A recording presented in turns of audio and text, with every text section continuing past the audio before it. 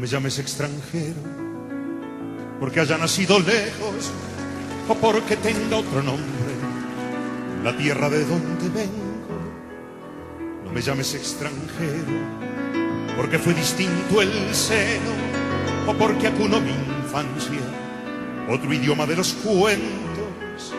No me llames extranjero, si del amor de una madre tuvimos la misma luz en el canto y en el beso, con que nos sueñan iguales las madres contra su pecho.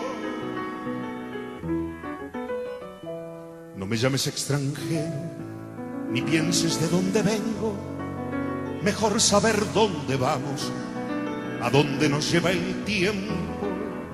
No me llames extranjero, porque tu pan y tu fuego calman mi hambre y mi frío, y me cobija tu techo. No me llames extranjero, tu trigo es como mi trigo, tu mano como la mía, tu fuego como mi fuego, y el hambre no avisa nunca, vive cambiando de dueño.